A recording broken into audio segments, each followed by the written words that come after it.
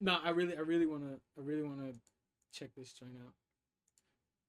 And I've been looking up really efficient ways to do the Vita mods too. I'm gonna check that out too soon. What was the site for the um the Spider-Man drink that you showed me? What Spider-Man? Oh, it's called CT Toys.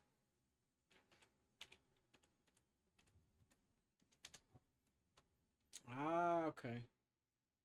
The eBay shop? Or Yeah, they have an eBay shop, but it's a little more expensive on the eBay shop. But you could, I mean, it doesn't really matter. China Fake Wiki? China Fake Wiki. Oh, there's the X. CT Toys. Oh, so they're from Hong Kong.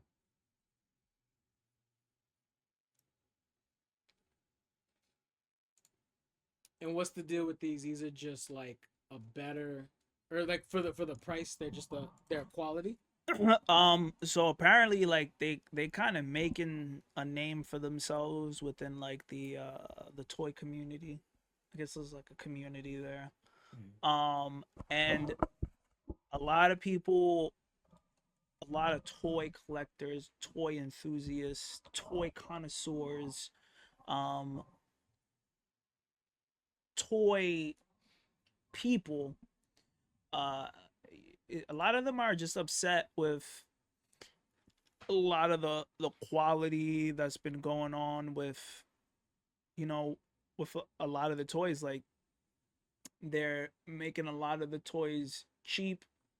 You know, the idea is like just make it as cheap as possible, make it $100, and you know, get it out as quickly as possible. Now I get it, like there's a lot of other expenses that go into it. There's licensing fees that they have to pay these, you know, big companies like DC and Marvel and things like that. And there's ways around it. What you were saying, where they change up the faces of characters to avoid a certain to avoid the likenesses. So like let's say like for example Arnold Schwarzenegger, right? Like if you want to do an Arnold Schwarzenegger toy, you have to pay to use the license. This is just an example, so don't try and correct me, but I'm just using this as an example.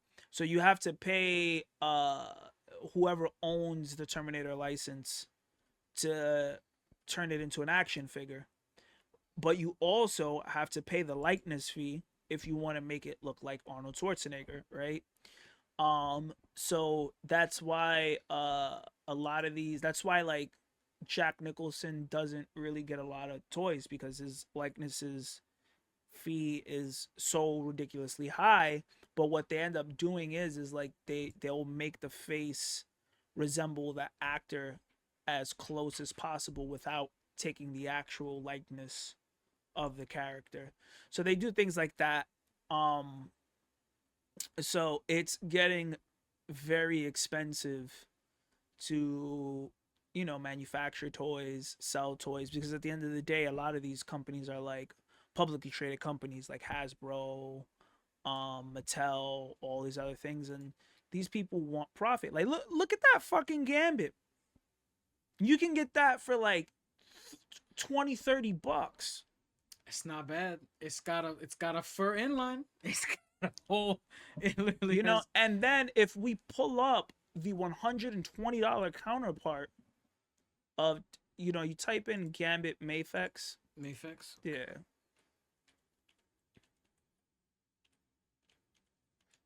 See if I did that right. Mafex. Which one? I'm just going with $189. Yeah, $200. This is $200 counterpart, right? So what, like $30, 30 $200 $210 after tax. That's probably like an independent seller, but it was roughly around like 110, 120. But either way, yeah. So either way, triple digit. But like, so what you're getting is a little less facial, a little less like facial texture. I mean, the jacket looks a little better on the Mafex. Yeah, and that could also be, quality of camera too. Just to show off some extra texture type. Yeah. So Yeah. it's like a lot of like in this economy that we're in, you know, why it's almost the same shit. And I think China is getting very good with these with these boot, like, it's not even, I can't even call it a fucking bootleg anymore. Because of how good It's it is. almost the same thing. Yeah. And then sometimes they're making better versions of of their competitors. Because they can make it cheap because they don't have to pay. It's China. Their bootlegging laws are like, Yeah. they'll laugh you out of the fucking room. Oh, and it's a model kit for, right? It's Nah, that's the prototype. the prototype. Yeah. But they'll laugh you out. They don't have to pay Marvel to get these characters. They already got the mold for it. You know what I mean? They don't have to pay Marvel. They don't have to pay for these likenesses fees. They don't have to do anything, right? And oftentimes they're doing the figures better than Hasbro. They're doing the figures better than SH Figure Arts or Tamashi Nations, whatever you want to fucking call them. China is quite literally doing better versions. Like they'll see what doesn't work for Marvel Legends or Hasbro or Tamashi, like what they're doing, and then they'll just improve on it. Like I saw that they were doing a yeah, $21. $21. Like, you can't tell me that looks bad. You seriously can't, in your heart of hearts, say that looks bad. Especially with the points of movement, like the little Articulation. Articulation, yeah. Look at that. That's full pose. That's full pose right there. For $20, $20. you getting 30% off. And look, 5.0, 5.0. Everybody loves these joints. That's crazy. That's literally the pose.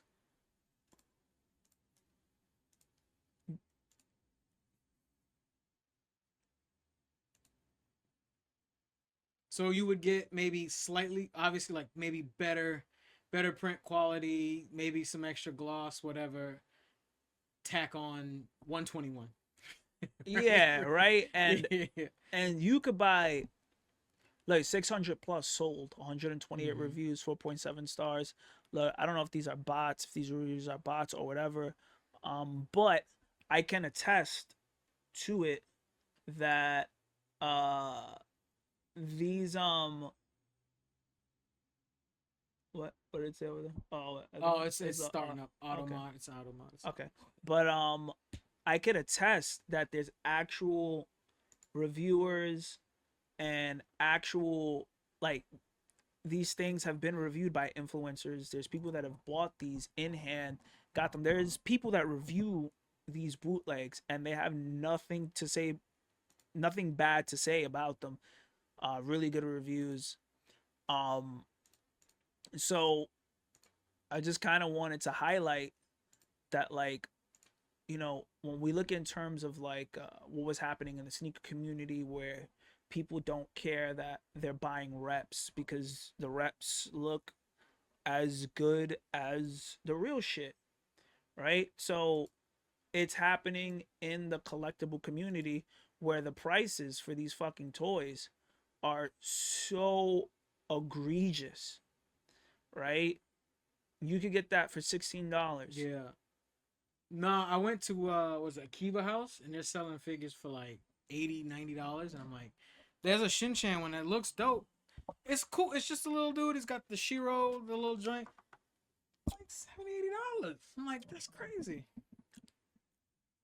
I mean, I would imagine, like, with tariffs, yeah, and but things like that. But at the same time, it's still, like, even still. It's a toy, my nigga. It's a Yeah. toy. Yeah, and I know Marvel Legends had their own version of SH Figure Arts Tamashii Nations because they had like a Deadpool from their Maximum line, Mm-hmm. and I was essentially like uh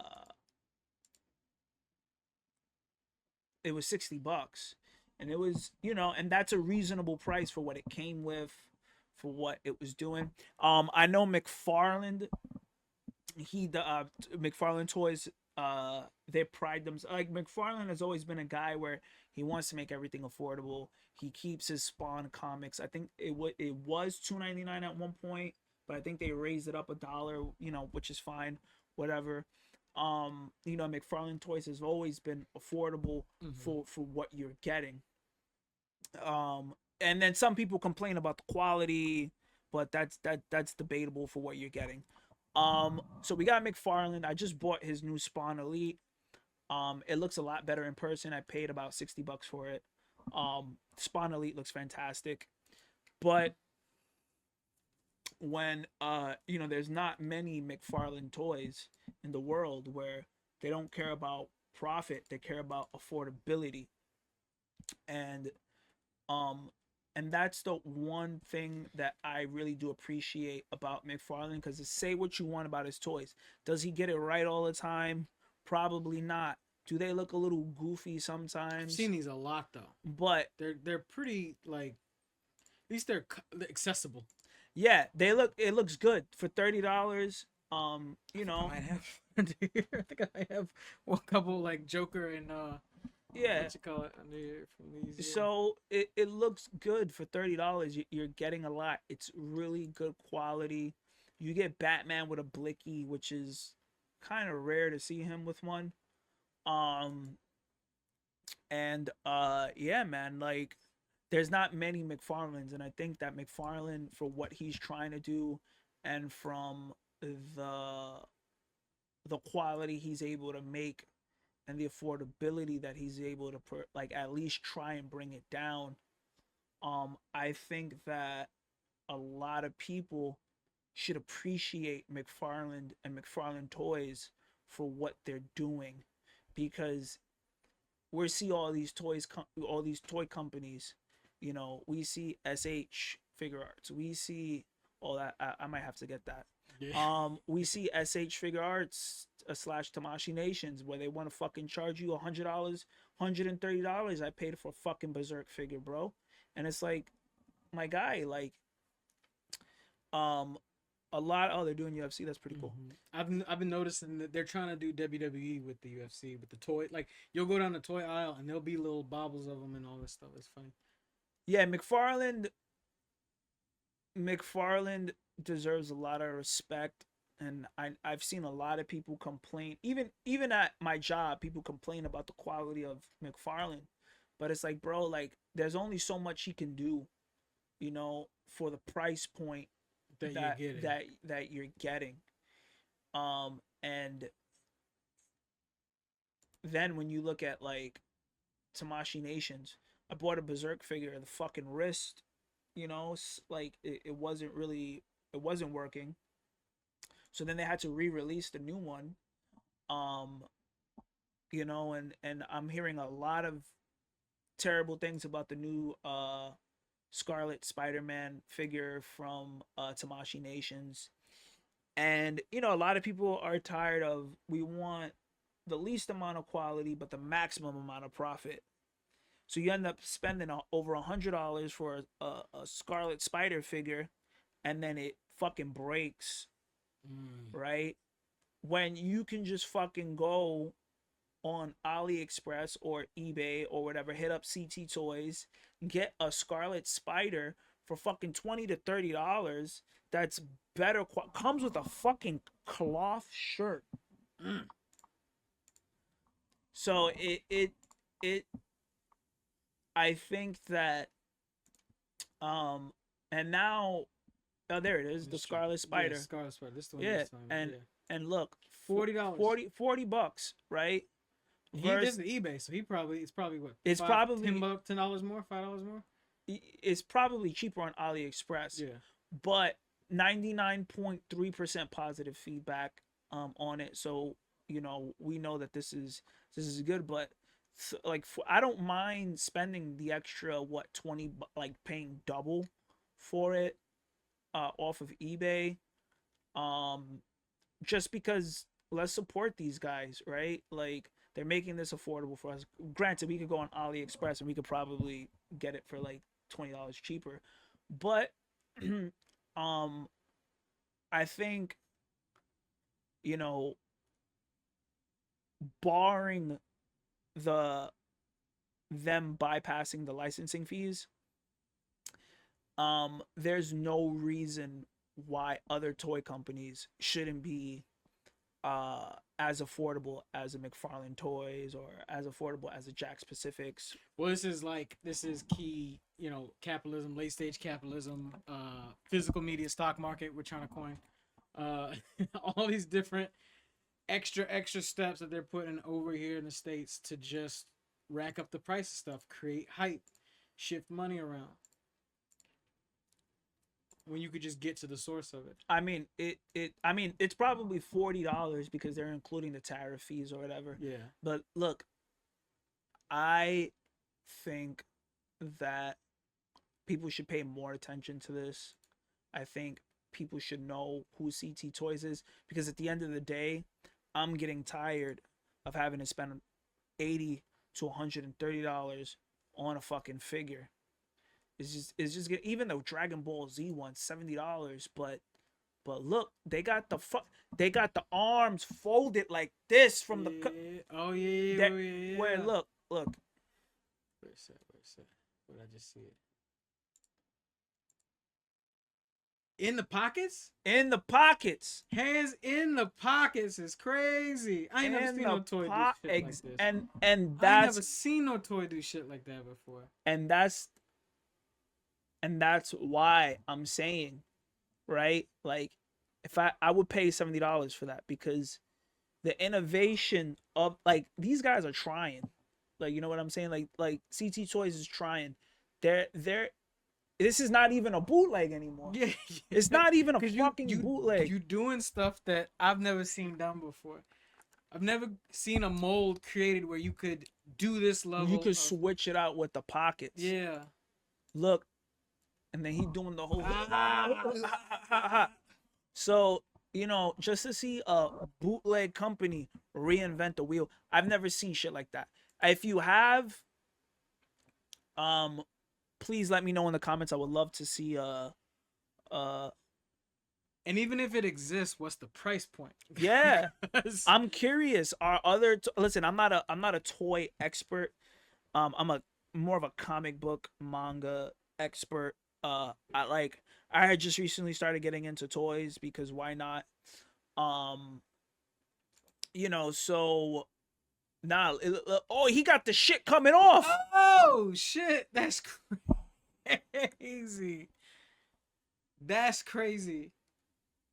Just the amount of accessories for this. Listen, I've never seen anything like that before. That's wild. And I guarantee you, if Tamashii Nations did this shit, like, look at that. Come on, bro. Like, if Tamashii Nations did this, that would be a $150 figure. On God. On God, if they did that. So, I just wanted to put this out there. Just wanted to show people what the bootleggers are doing. They're doing fantastic stuff. And I think that the American toy companies, they need to be scared, because I don't want to make quality toys. I just want to make them cheap. I don't want to make them. Even Tamashii, even Japan, like, is guilty of that. And I feel like there's gonna be a big battle between the bootleggers, quote unquote. I want to do this because I have to say that every single time. I have to do the quote unquote because it's not bootleg anymore, bro. This is legit. You can do the television bomb. You can do the shit on the TV. That's cool. And it's 85 because it's Goku, and I get that. I get that. Goku gotta cost something. Listen, Goku gotta cost listen. something. I wanna, but technically, you getting all that stuff though. You are getting a lot. You getting the Nimbus Cloud. You getting Multiple getting faces. two. You getting two Gohans. 2 Gohans, hat on, hat off, multiple face plates. For 85. So you're getting 3 figures for 85. Yeah. Essentially. It's not a bad that's not a bad price point if you ask me. And again, this is eBay, so he's probably charging a little probably extra. yeah, he's probably charging a little extra because obviously they take a percentage off of eBay. They take percentage, they take fees, and then with the tariffs added onto that. So might be a lot cheaper on AliExpress. But you know, this is CT Toys gallery of this, and they got a fucking Berserk. They got a Berserk. They got a Guts. I'm about to order that because you know damn well this is gonna be better than whatever Figma put out. No offense to Figma, I know they put out some pretty decent stuff, but this is gonna be way better. It looks nice. It looks good. Very posable. Got the little. Yeah, it got what's her name? Sherry K. I can never pronounce her name. But it looks good. I'm gonna have to hit that up. Yeah. But if and then even if you had your own shop, right? Like let's say you had your own shop in the Bronx, you went on AliExpress, you could order like 30 of them, right, for 20, sell it for 40, and you're still giving these people a deal. You're still giving them a deal, even if you bought, I don't know, 10 of these on eBay, and then you sold it for 50. You're still getting a deal. At the end of the day, CT Toys, because playing, yeah, they're bro. not. This They're really tough. not. I don't even know what this is. That's Agent Venom. Agent Venom. Just off the aesthetic, I like it. Yeah, it looks phenomenal. Yeah. What's my man Werewolf said? They're doing things people aren't. You're right. Yeah. Because innovation requires money, right? And they don't want to spend the money to innovate. So then you get like a bootleg company that's gonna do it for you. And honestly, the bootleggers are catching up in the sneaker game. The bootleggers are catching up in the toy game. Pretty soon they're gonna fucking bootleg a whole PS5. You know, and we was laughing at Soldier Boy when he made the Soldier Station. We was laughing at all these other people trying to get their games off the thing, and then now, you know, with Steam, people can make their own software. They can do whatever they want to do. Like they can put their games out. So like, why not put that on a system one day? Why not the comeback of the 3DO? Oh no, the 3DO is crazy. Listen, 3DO was like the worst. Actually, I went to Game Shack. I saw the boy at Game Shack. Did he have a 3DO? He's got 3 of them. What? He's got the one that you like, the Panasonic joint. Yeah. $500. But then he's got 2 of the other versions because you said that another place got it, and I think they're cheaper. They're like much cheaper. But that other one's like I think it's like $519. What the fuck does he want? Why are he charging so much for that shit? Maybe that specific one's kind of hard to find. How much is it? Pull it up. Yeah, let me see. Pull it up, because now I'm curious.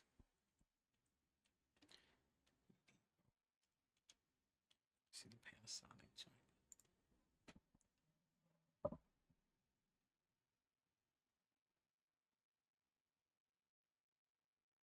$269. This is the one he had, right? Yeah. The one with the marble top. Yeah, this exact one. It might have come with some stuff though. I took a picture of it on my I've been running around. I got one of them little mini 2 megapixel joints. Just running around taking like. Because all you need is this. Yeah. Then you could burn the games on a. Is he aware of that? I'm pretty sure he is. Yeah. He's like a genius. No, he seems to know. He seems to know what it was. I'll check. It might have been $319. Now I think about it. I might have been reading it because I was literally just taking snapshots and running, and the price tag was literally right there. It was one of them like little small red ticker tags. I thought it said 519, but it might be 319, which would probably fall more in line with this price point. But The 3DO is one of the most craziest consoles of all time. yeah, but yeah, the 3DO might come back, bro. That's what it is. If they can bootleg a P5, then that's it. That's that. Like, they're literally, you can have every game console run of games known to man, and you just boop. I think the Sega Saturn, I say this all the time on this fucking podcast, but Sega Saturn needs to do some stuff. Yeah. It needs to do something. Yeah, this one falls more in line with the Pro pads. Well, look, that looks much cleaner than the. Yeah. So you have anything that you wanted to chat about before we go on to the? No, I got I got a couple of things in pretty much in the back. All right, well, you go and then I go. All right, they go. Yeah. So let me do.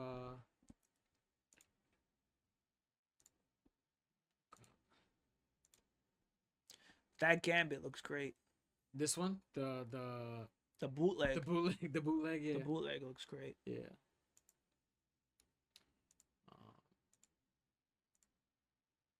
Let's see, what was I doing? I was looking up into. So I've been trying to watch more manga or not watch more anime because I've been so stuck on manga lately, and people on they shit again with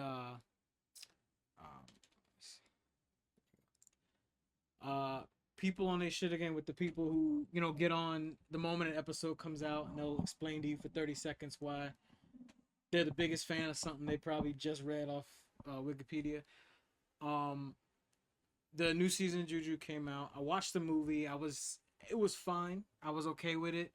I'm still just battling with myself where I'm in this point where I'm reading, and what I'm watching after I read it doesn't get me as excited as it used to. Like, I grew up watching finding spots to watch Dragon Ball as it came out on Toonami, and I was having a good time. Some days I had cable, some days I didn't. So I was literally just pulling up the places where I could sit from 4 to 5 to watch it. Awesome. Then I found out manga existed, right? So now I'm sitting in bookstores, legs crossed, sitting there reading mangas, cracking open the plastics, whatever, having a good time, and then realizing that I can watch it maybe a couple months later and see what I'm looking at, And for a while, everything was in line. When I was reading Naruto and reading Shippuden, then going home and watching it, perfect. I was like, this is awesome. They're doing what the manga just simply can't. Now I'm at this weird stage where I'm reading, and I don't know if that's because I'm older or if it's just because the quality's not there. I'm reading it, I'm really enjoying it, and then once I get to watching it, it's just something's not lining up. I think for me, I stopped watching anime. Like here and then, here and again, I'll pop in, but I think for me, I've always mostly been into reading manga, and once you get into the flow of reading manga, for me, this is just me, I don't feel a need to watch the anime because I already know what's gonna happen. Sometimes I'll pop in here and there, like when Vinland Saga came out. Vinland was my joint. I was like, yeah. I wonder how they're gonna animate some of these fight scenes. This looks cool. And then I'll tune in just to see some of the epic moments come to life animated. But outside of that, and most of the shit that I read would probably never get an anime. And I've come to peace with that. In today's world, you might even be surprised. Yeah, right. Because now everything's getting. But no, I get that. Yeah. So, I just think you might be one of those you're reading so much manga now that it's you're just maybe. But I'd hate that to I would love that to be the thing, but I honestly feel like No, I think you're not trying hard enough anymore with this because it's become such a full, full motion machine. And I feel and I see you cutting corners and I see you trying to get stuff out and appease to like whatever this new generation of anime fans you want to get to. And it's just like, it's annoying me because there was a point in time where when I was watching it, and when I was reading it, everything was in sync. And I like them both separately for the same reason. Like it was literally what you said, like, okay, so I love this exposition that I'm reading, but then the fight scenes are literally panel. I'm using my memory and my like personal like, okay, this is how I think it would go, this is how it would look. It would either meet or exceed my expectation every time. Like every single time. It would either be like you did it exactly how I hoped you would do it, or it's like, damn, I didn't even know you could do that. What I'm seeing here is I can just feel like you're either cutting a corner or you're doing something that's not a lot of people are talking about, and I think this leads into what you're gonna end up talking about a little bit later.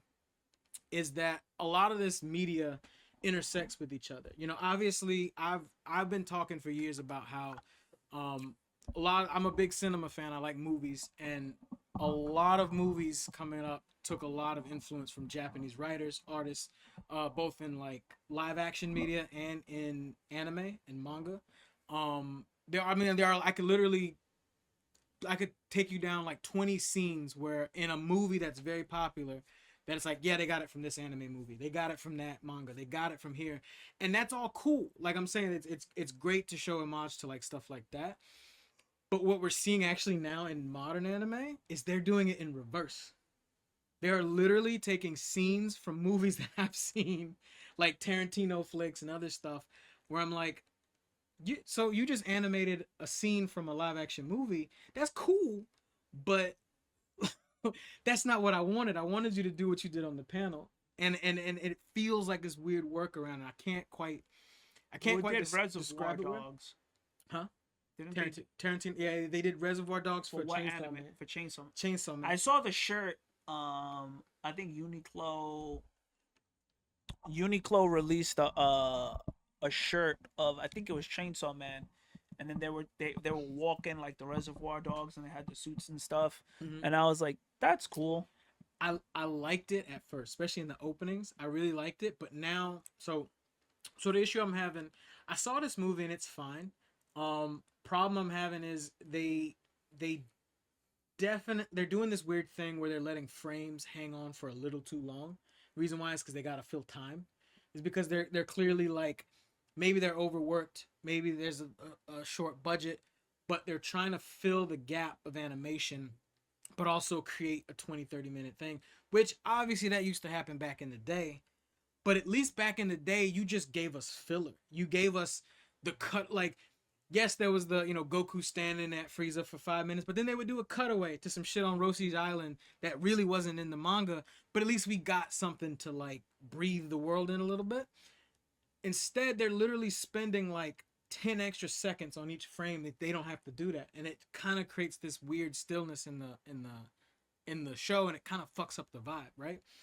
And it's not just Juju. Juju's just like a popular example.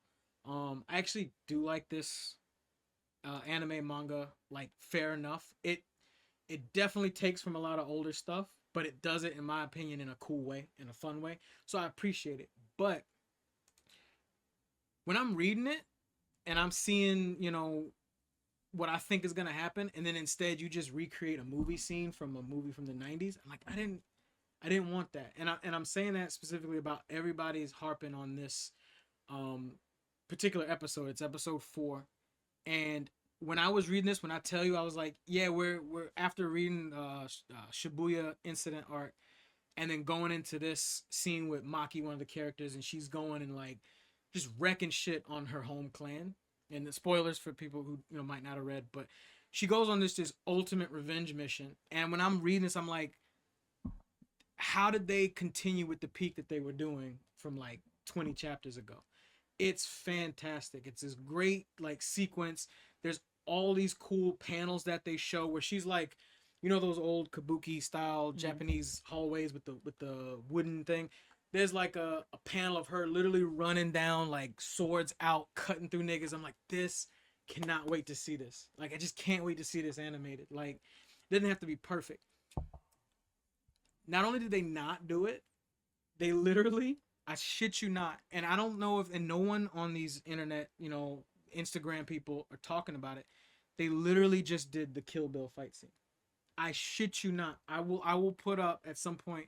I will put up this whole fight sequence, and I will put up the Kill Bill fight sequence where she fights Go, the girl, whatever, with the chain thing. Literally shot for shot. That was not in the manga. It was just simply not in the manga. Like, what are we doing here? And was it cool to look at? Absolutely. Was it, the shonen style that you like? Sure, but it just, I'm having a disconnect now with reading and then now watching what I'm watching, and it's the separation is getting farther and farther for me. So I'm in a space where it's like, do I really want to watch this shit right now, or should I just go ahead and just read it and finish it and move on to the next thing? I'm a big advocate of reading and not watching. But what's my man, Werewolf by Night? Mm-hmm. Let me see.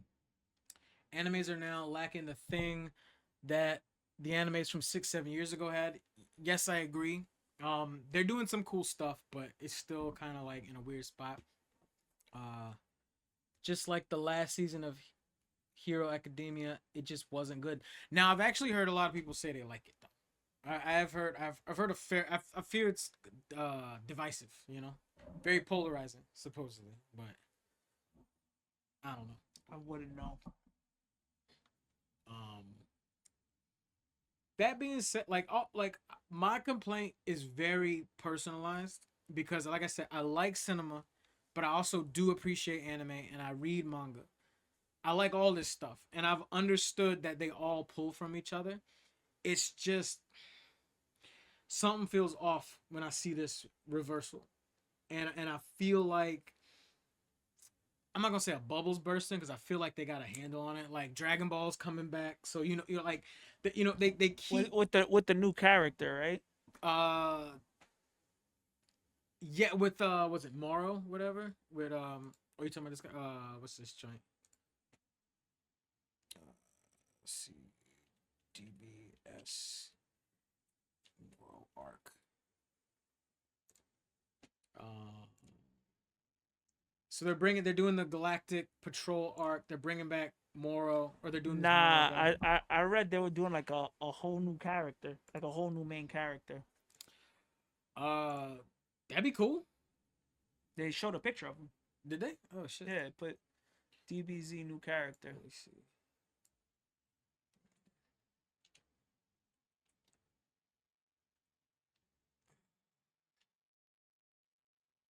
Characters maybe. Not this guy, right? No. No. Okay.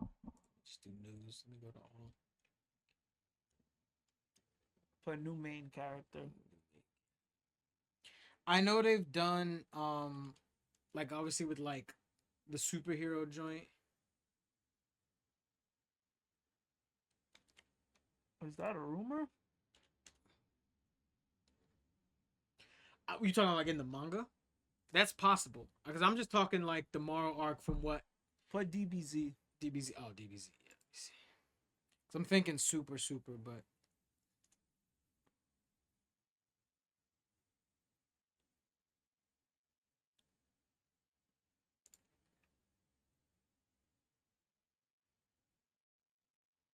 this cat. I don't know. Go to images. Yeah. Let me see. That guy with the white hair. No doubt. This guy. Yeah. Also, this guy. Yeah. Yeah. 2027. Oh, he's in a new. Oh, Game Age. Oh, he's in a video game. Never mind then. Ah, okay. But I mean, that's cool. The Ball universe can always go like kind of any direction it wants, and that's why when people say, "Oh, there's like anybody who says that it's not good writing or it's not like, oh, it's whatever." You're 100% wrong. It's just the style of writing might not go with what you're thinking it is, but the universe was created chaotically but still whole at the same time.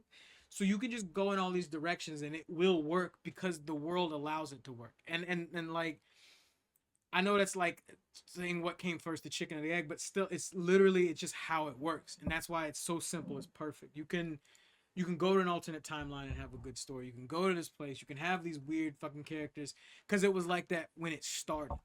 From the beginning, it tried not to define shit, but um, they're always gonna keep trying to. I don't think the bubble's bursting on it, but it's getting to a point now where there's no centralized place to watch it. Like Disney owns some shit. Crunchyroll's got shit, whatever, and then Netflix has their own studio, and all these other people have their own studio. So you don't even know what app is gonna get your favorite manga. Like this is my favorite manga. It might, and you have a Crunchyroll account because Crunchyroll has everything. Psych, it's on fucking Netflix for no reason. Like it really is in a weird place, and I don't have an answer what to do about it. I'm just saying it in itself is just weird. And then that partnered with the fact that like I don't know, it's just not it doesn't feel like a representation of what I'm reading anymore. Do I like it some point? Yeah, it's just I was really excited. I was just really fucking excited. I have no comment because I don't watch anime like that. And that's fair. And you are you're smarter for it because you get the sanctity of whatever it is you're reading, um But I thought that new character was kind of cool. I was like, oh, this guy, right? yeah. I was like, oh, that's cool. They're trying something new, but then now it's a fucking video game. He might show up later. Whatever. He might show up later. I'm serious. Oh, this is kind of cool, yeah. Brand new Dragon Ball world, entirely original character, all brought to life by Akira Toriyama. So this was a character that he made. Mind you, this guy's craftsmanship on manga is just as good on video games. Because mind you, he gave us He gave us Heat for like what? How many Dragon Ball? Are these just Dragon Quest games?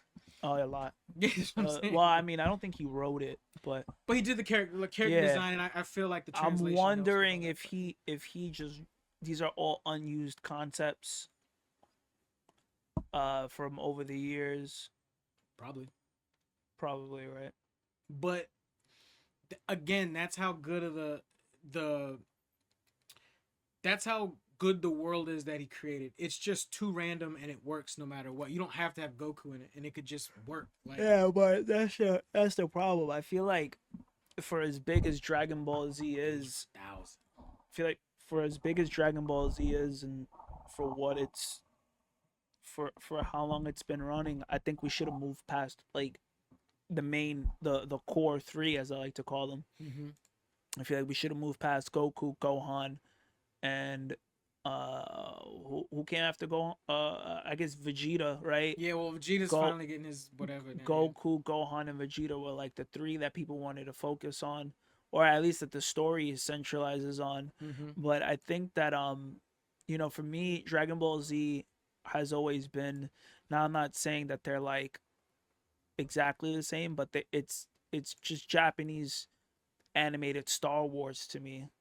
Yeah. Where it's just these huge battles, these weird politics of race and identity and things like that.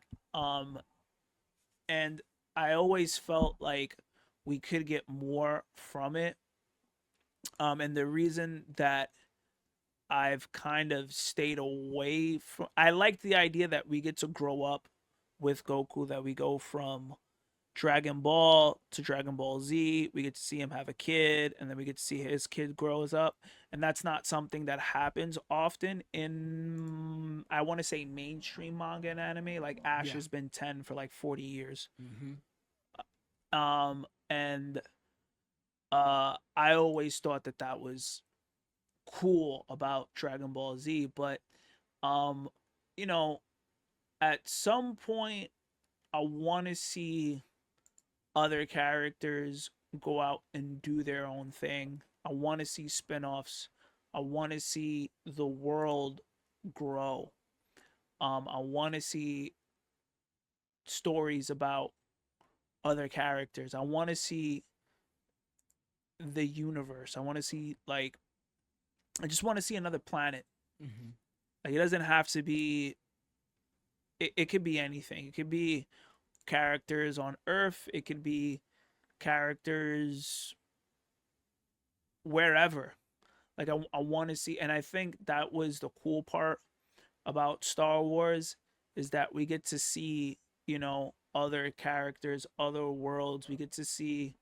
I'm not really like an expert on Star Wars, but we got to see No, Rogue One. We yeah. got to see what else was like? We got to see the Mandalorian. We got Well, to there's see Andor. There's we all got these to see other. Andor. Well, and you're talking cinematic, but what a lot of the people, and I have a weird love-hate relationship with the Star Wars fan base community, because I agree with them on a lot of things, but there's some things that, like, I call it like neckbeard politics, that they are steeped in, that just annoys the shit out of me. So like sometimes they just annoy me and I don't want to be around them. But I I feel for them when they said that they were upset when like Disney bought them out and got rid of a lot of the literature, because there was comic books, there was books, there was all these side Yeah, things. the Dark Horse stuff. There was a lot of extra lore and content that kind of got scrapped and then repurposed as Disney saw fit. And I understand that frustration, because yeah, there was all these little side missions, and you got to see extra bounty hunters and these other bounty hunter, and then a Jedi that didn't want to be a Jedi, and all this other cool extra stories. I feel like Akira wanted to do that, and I know there was a lot of politics going on, because there was a lot of times he was done with Goku. There was a lot of times he really wanted to kill Goku. Studios kept pushing for him to do things, and I personally feel like he might have done the best he could funneling the world through Goku, because when you get to things like Super, even though it wasn't executed 100% well, or even GT that wasn't executed well, it was still like, hey, can we see more of what's happening in this world? It's just Goku has to be there. He just has to always be there. And we got what we got. And I'm not familiar with Dragon Ball Z. I watched it a little bit when I was a kid. I just never, as an adult, I was just never really been interested in the universe, just because it's a really vast universe and I want to know more about the the universe yeah. outside of these, like the core three. Can I even, I'll even give you like a one, and I tell people this all the time, like a one sentence synopsis on why I feel like Ball is the way it is, and people like where the misconstrued like opinion of like, is it serious, is it weird, why is it not explaining things. Akira is a comedian first. He, like, that's the only thing I can think. He literally makes funny. He is a comedian. He wants to make jokes. He wants to make a setup and a punchline, and he'll do that with literal punches or just like comedy and like goofiness. This is the guy who did Dr. Slump. This is a guy who did these weird little comic shorts. I think if he wasn't into manga, he probably wanted to just do comic strips. He wanted to make a comedy, and then he fucked up and got popular. And he just had to keep making this Power Rangers action fighting show. But the nigga really just wanted to make cool doodles. He wanted to make these weird, goofy creatures, and he had to find the in between. That's honestly what I've always felt about him, and we got what we got because of it.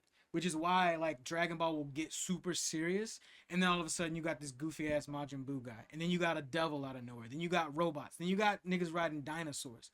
He really just wanted to make goofy stuff, and then it just snowballed. It snowballed into something that even he couldn't control, and that's why we got Dragon Ball the way it is. That's my honest opinion. That's the way I've always seen it. I'm just like, this nigga's a comedian. This nigga really loves, like, like he really wanted to do that, and he was blessed with greatness, and he couldn't stop the train. He just couldn't stop the fucking train to the day he died.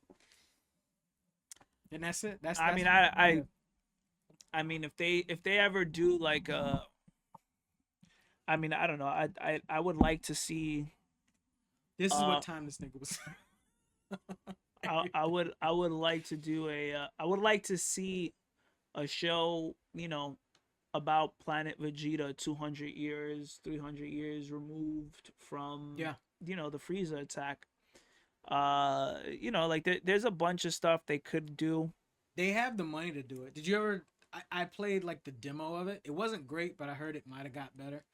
The Dragon Ball Breakers game. Huh? So it's literally Oh, is it like it's Dead by Daylight? it's Dead by Daylight, but with Dragon Balls. yeah, So you yeah, play yeah. a bunch of normal people on Earth, and your goal is to find the Dragon Balls before the big bad kills you, and then you can summon someone to fight the bad for you. So that's pretty much all you're doing. I thought that was a fun concept, but again, this is a Bandai Namco joint, so it's like, you know how them games be. they hit or miss. They're just selling to. Yeah. They're just trying to make a quick buck. But yeah, I mean that's always my gripe. Like Yeah. I'm kind of like over the whole Dragon Ball Z thing. Cool concept, but I mean Dragon Ball great, Dragon Ball Z good. Yeah. Dragon Ball is still like is my favorite because it's like 150 episodes. It is exactly what it is. It's a play on Journey to the West, and it's goofy as it's just a goofy ass show. That was what it was always meant to be, and then things progressed as it was, and you know, and some people criticize Akira because he would always, you know, they called him like a slave to the studio sometimes, and he would make adjustments that, he probably in his right mind shouldn't have if he wanted to be like completely, you know, true to his own art, but I don't know, man. We got what we got because of it, and he still managed to weave his goofy shit in there. But I didn't. The only reason why I brought that up is just because it's coming back, and anime is always gonna keep recycling this. Like, you know, this is their Batman. This is their Superman. This is their like. They, the same way American comics have their bread and butter characters, anime has to have their bread and butter. They have to be what they are. And Goku is like first head on Mount Rushmore. He just is. Like, and there's nothing, no hater. You can hate all you want. There's nothing you can do about it. He's got to be here, and they gotta keep reinventing this nigga so he can like, you know, keep the franchise alive. And I think they're doing a decent job for the most part. But No, I agree. Reason why I even wanted to touch on this manga stuff is because you had sent me some stuff recently that you just sent it to me, and you just said content for next week. That was all. That's all you said. And I don't know, in my mind I was like, I don't know how you're taking this, because I feel like you have a right to either be very offended, or you could also kind of like reason with what you think it is. And what it was you sent me this. You sent me basically Jim Lee's admits that manga has beaten Western comics. And then he went on and said some other stuff about like you were saying like how he was at a table talking about like how it's just like, yeah, this is the new wave or something like that. So that You gotta keep going down. what the hell is it?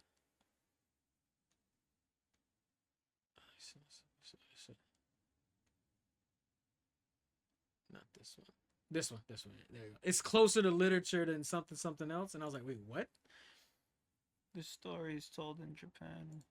Yeah. So what was your first thought on this, and why? I think that a lot of I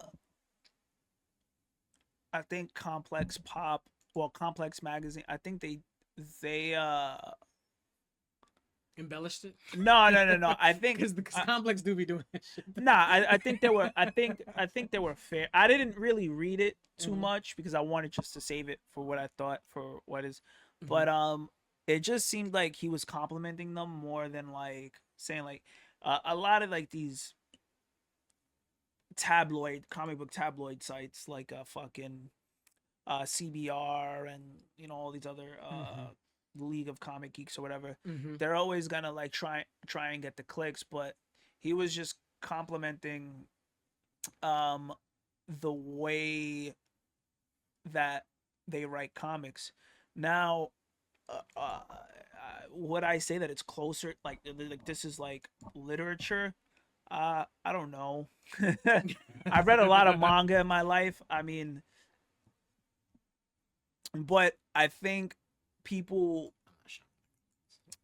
as someone that's read comics for as much as I have in my life, and I've read a lot of comics, and I mean comics in general, not Western comics, because usually when you say comics, people think Batman, Superman. No, I mean like comics. I mean fucking like Dragon Ball Z. I mean Batman. I mean fucking Death Note, all this yeah, shit. something's Berserk, killing all the this shit. children. Yeah. Like it's all comics. At the end of the day, it was a medium that was started in America, and it spread across the world. So Korea has comics, Japan has comics, France has comics. Her French comics are actually not bad. I mean, I don't really I haven't read them, but I just heard they're not bad. I know they have like asterisks that, and I think maybe Tintin, but I don't know if that's French. But the point is like, um, I don't really think that this weird thing that there has to be like a competition between Japan and America. It's silly, and I fucking hate when people make this into like a, oh, you gotta pick a side, you gotta do this, you gotta do that. Oh, comics are better than like my guy. At the end of the day, these are all comics. Nobody is beating anybody, bro. These are all comics. The industry is winning. Japan is selling well. Absolute Batman is selling well. Marvel American comic sales are up like 20% over the last several years. So making this a competition is is just silly, because when Japanese comics do well, the industry does well, because it shows Marvel and it shows DC and it shows Image Comics, it shows Dark Horse, it shows Boom Studios, and I'm naming like all the comic publishers just because people think that it's only DC and Marvel. It's not. It's only superheroes. It's not. And uh I think that a lot of people need to grow up, and a lot of people need to stop making this, or you got to pick a side. What are you, manga, or like just fucking read comics? How about that? Just go into a store, stop being biased, stop saying, "Oh, I only read manga because it's not political. It's not blah, blah, blah, blah, blah." Like when you say things like that, that's when I stop listening to you. Our conversation is over, because I know you don't read manga. I know you don't read American comics, because listen, there's politics in 99% of books. You can't get away from that. Yes. So and to say it's not in manga is crazy. The amount of like child soldier World War II references, the amount of just like political discourse when it comes to like women's rights and like different things with hierarchies in Japan that like get sprinkled into mangas. It's crazy. You're just not. You're not up on what politics actually are on that hemisphere. To be honest, like that's crazy. I was reading Kaiji. That has political like that's political stuff in it. Barefoot Gen, one of the most famous fucking mangas in Japan, that's political. And then we talk about Kazuo Umez, rest in peace. His comics are super political. And then when they go, oh, DEI woke stuff, there's a whole fucking genre for gay guys making out. God, heaven forbid if Marvel just made like a subdivision just for that. You guys will fucking melt. And then and so you got Yaoi. Just give him a gay like, Justice League comic. Yeah, you know what I mean? Like, when the industry wins in any part of the world, we all win. You know what I mean? So Rachel Smith, she did Lore Olympus. It has women reading comics. That's fucking cool. This is a webtoon that turned into a global phenomenon. She's from Australia. You know what I mean? And she deserves a lot of fucking credit for what she's doing, being a woman in the industry, writing a fucking I don't even know what it is. I think Lore Olympus is essentially like that's like not what I'm into, but it's getting women into comic book stores. I see women asking, "Oh, you got the newest Lore Olympus?" And that's fucking cool because I can go, oh, well, we sold out, but can I recommend you something else? And a lot of the times, these people are open to reading new stuff. So stop being fucking losers. You guys are fucking losers when you just go on the internet and you go, well, Japan's beating Western comics because DEI woke blah blah blah blah blah. Like shut the fuck up. Shut the fuck up. Like you're a loser. You're a fucking loser. Just be happy that the industry is winning because when one side of the world wins, the fans win. Whether you read comics from the United States, whether you read comics from Japan, whether you read comics from fucking Asia or Korea, whatever. Because at the end of the day, the United States, we started the shit, and to see it evolve and to see other countries and races and nationalities leave their stamp on what we created and cultivated, it's awesome and it's fucking cool. And there shouldn't be any fucking tribalism. There shouldn't be anything. There shouldn't be anything bad about either side. Walk into a fucking bookstore, ask for a fucking a comic book from Marvel or DC, and be done with it.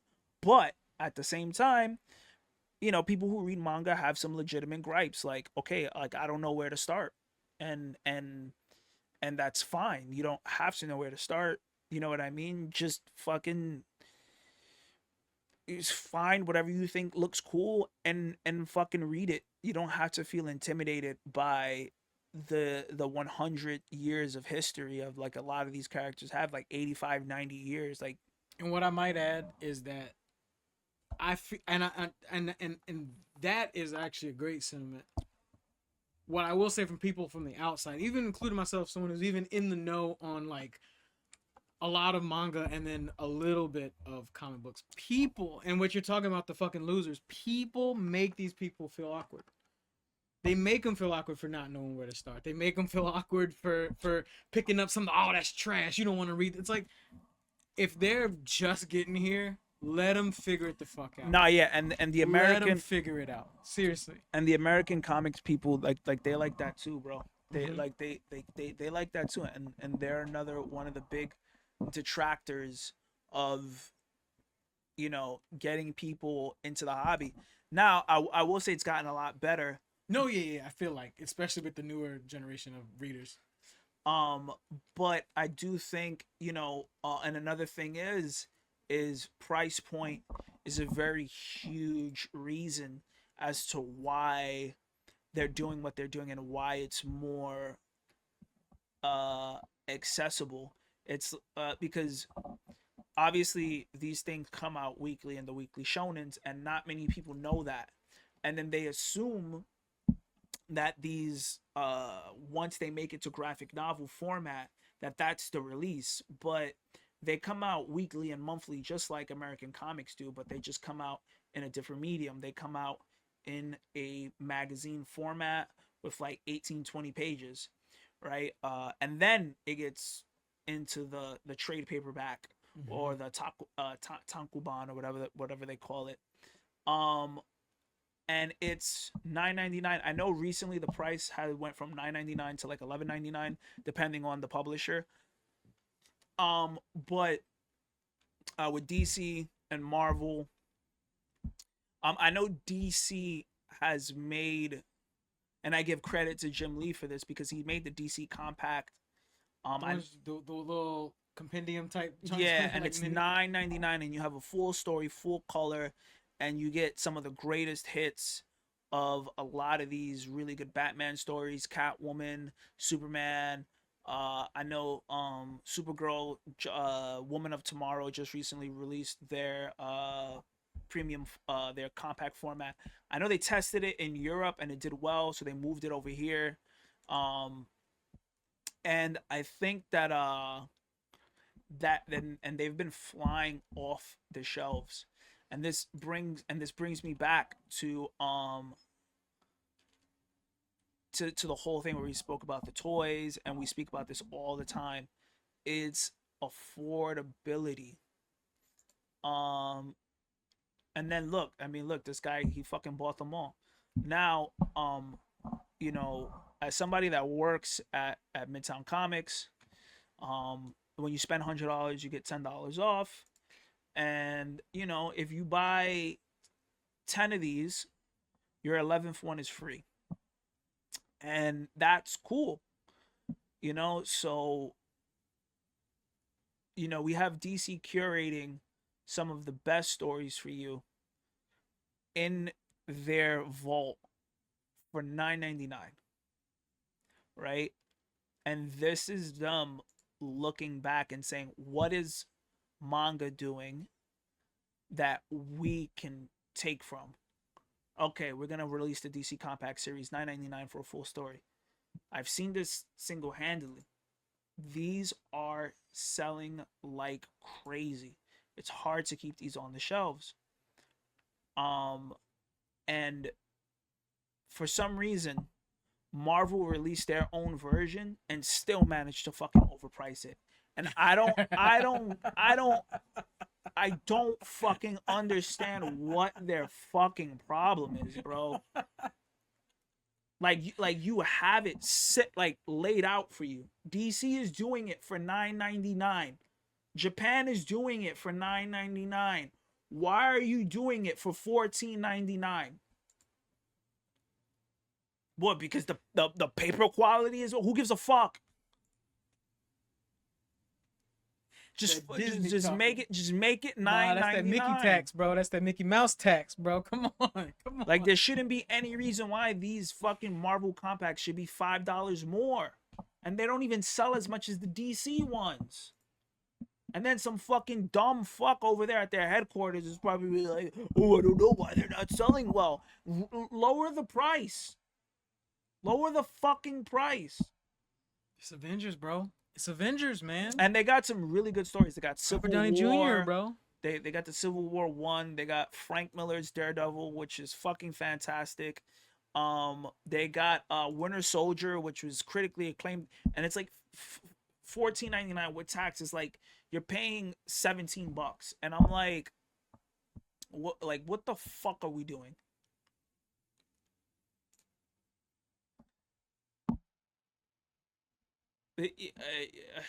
But when you on top, that's it, bro. It's like you don't need to. I mean, they're not on top anymore. I'm playing devil's advocate. They're not on top anymore. Yeah. But you're absolutely right. Like, this is a great format, and why? I honestly think it's just a Disney tax. It's gotta be. I always blame Disney for everything, just when they just like money gouging people. I mean, listen. Planet Hulk. They got Planet Hulk. Yeah, they got a lot of cool stuff that's coming out, but again, like, why do you need to charge $5 more than DC? You should just be wanting people to fucking read the fucking book. You want people to be excited about owning a Marvel book. And that's what we should be. We should be wanting to bring in new readers. We shouldn't be trying to fucking tax them, giving them the fucking Disney tax. Oh, let's tack on. DC did it for 10. Let's do it for 15. We should not be doing that, bro. We should not. But going back to the whole, you know, the toy. Well, you said the toy thing, and I was thinking that early. I just like, this almost is coming full circle, and I didn't want to call manga bootleg because it absolutely is not. But the idea is that, like, you let this thing grow, you let this thing grow to something so big that like everybody else wants to try it out, and then you learn how another culture does it, and then you just take that shit up, like, oh, see what you do. Okay, yeah, let me try that, and watch it all grow. It's essentially like a manga that's full color. You get a full story. You get a full story for $10. You get Watchmen for $9.99. That's dope. And I got my watch from a while back, but like I just to have it compact too is pretty. Yeah, you get fucking All-Star Superman, $9.99. You get the Court of Owls, $9.99, full color, no Hush, bullshit. You get Batman Hush. I'm pretty sure they're gonna do like volume 1 of the compacts, volume 2, because there's some stories that are just too big to fit in one book. Yeah. Granted, with Why the Last Man, I guarantee there's gonna be a volume 2. But Yeah, people excited about their little collections too. Everybody. put them on yeah, their shelves and- exactly. People really like this, and going back to, and this is what happens when one sector of the industry does well, when Japan does well, when they're making record-breaking sales, when they're moving millions of units, it forces DC and Marvel to go, what are we doing wrong? How can we fix this? Oh, manga, people like manga because it's more affordable. Let's do our own version. And for you to like just shit on what, like, oh, I don't read it because of XYZ, like you're silly, because this is why I want Japanese comics to be successful, because then we get cool shit like full stories for $9.99. You know, unless you're fucking Marvel and then you want to fucking penny pinch, you get Deceased for $9.99. Go up, like, brilliant story. It's what Marvel Zombies should have been, but that's a topic for another day. You get Gotham by Gaslight, $9.99. You get the Red Sun Superman, $9.99. Full fucking stories. So that's that was my whole gripe with that. V for Vendetta. You know, Oh yeah. so just to close this out, because it was a long rant. No. We both got our rants off because it's been a while, because we haven't done a stream session in a couple weeks, just because of the weather in New York, and then also just start of the new year. Everything is in a weird phase, but we're gonna try to do quicker turnarounds on these as well. But no, you had to get this stuff. Yeah, so I think manga should keep doing well, because I like it when it does well. You know, I like it when certain sectors do well. And I even like it more when certain sectors do better than others. And obviously, when people are buying tons and tons of manga, but not many people are buying a lot of DC or Marvel, it shows them that there's money on the table for comics, but it makes them figure out, how do we tap into that? There's obviously a market of people that can read our stuff, but how do we get them to read our stuff? So especially if the stories already exist and you have a backlog that you can go to. Yeah. It is great, and I would say, even on Japan side of things, I would say, if you could learn anything from, the thing is, they have learned a lot from Western comics, but one of the things I've just noticed, and I haven't gone in depth with it, but I'm always hearing news and headlines about mangakas getting sick, being overworked, and then that trickles into, obviously, the animation studios being overworked. I wish they would practice a little more pause with some of the stuff, because they're already cooking so much good. Like, it's just like, nigga, the kitchen is never closing over there. But the thing is, I think they're doing so well, and I know they wanted to make an impact, and they have been making an impact. But people like Jim Lee saying what they're saying. I do want to get to a point where people can have their favorite mangas finish without their creator dying or getting sick or being overworked or having to take these breaks. And that's another thing that I hear, like, oh, American comics never finish. And I'm like, yeah, well, if you're reading Marvel and DC, of course they never finish, because these are some of the biggest because these are some of like the biggest. If some of the big, you really think they're gonna fucking end Spider-Man? You really think they're gonna end Batman? Oh no, You they really- can't. you That's really- that's a different model. But- Whoever's saying that is ridiculous. But here's the thing: you really think that they're gonna end One Piece? You really think they're gonna end exactly. Dragon Ball Z? Exactly. You really think they're gonna end Naruto? You really Exactly. think they're gonna end?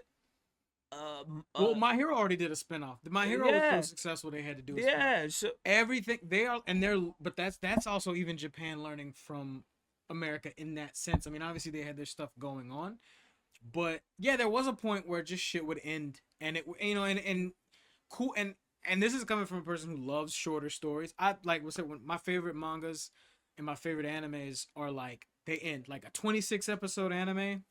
Like I'm telling you, better than anything ever. no, agree. Because it's fucking done and it's a good story and that's it. Because I do feel like there's an expiration date on the links of certain stories. But when we're talking about IPs, characters, bring them back, rewrite them as many these guys, fucking times as you want. Spider-Man generates billions. Rewrite them as generates many, billions. put them in different worlds, put them in different situations. Like you said with the Goku thing, like I want to just go in all these different places.